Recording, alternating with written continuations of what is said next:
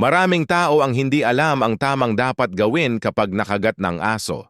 Sa video na ito, pag-uusapan natin ang mga tamang hakbang para maiwasan ang panganib ng rabies, isang sakit na lubhang nakamamatay.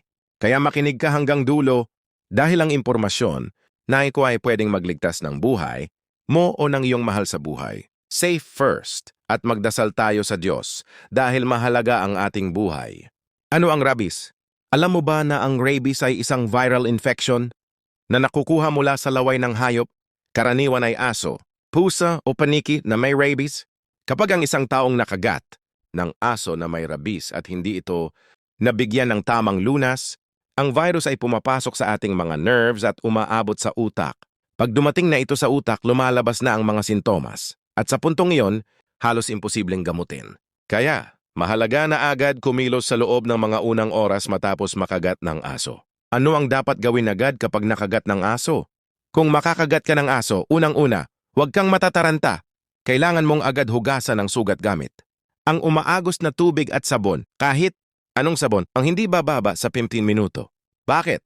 Dahil ang simpleng paghuhugas ng sugat ay nakakatulong na mabawasan ang dami ng virus na pwedeng pumasok sa katawan mo. Pagkatapos hugasan, lagyan ng antiseptic tulad ng betadine o kahit 70% alcohol kung wala kang ibang antiseptic. Huwag pisain, huwag kalmutin. Huwag lagyan ng kahit anong herbal na gamot o dahon, hindi po yan makakatulong. Kailan kailangang magpabakuna? Maraming nagtatanong. Kailangan ko bang magpabakuna? Kung ang aso ay alaga ko naman at mukhang malusog? Ang sagot, oo, kahit ang sariling alagang aso ay pwedeng maging carrier ng rabies kung hindi ito updated ang bakuna. Pangalawa, kung ang nakakagat sa'yo ay ligaw na aso, mas lalo kang kailangang magpatingin agad sa pinakamalapit na health center o ospital, hindi pwedeng ipagpaliban. Ang anti-rabies vaccine ay pinaka-epektibo kapag naibigay sa loob ng unang 24 oras matapos ang kagat. Bakit hindi pwedeng hintayin ng sintomas? Maraming kaso na umaasa ang mga tao na wala naman akong nararamdaman, siguro okay lang. Mali po ito.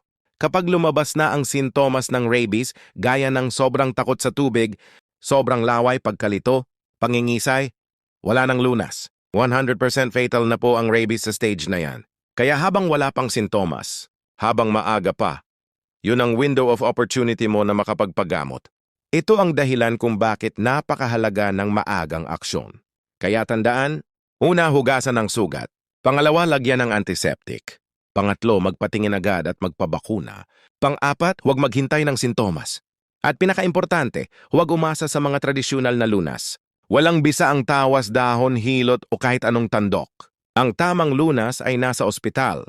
Sa bakuna laban sa rabies. Safe first at magdasal sa Diyos. Dahil ang buhay natin ay mahalaga at ang kaalaman ay isang paraan para tayo'y makaiwas sa panganib.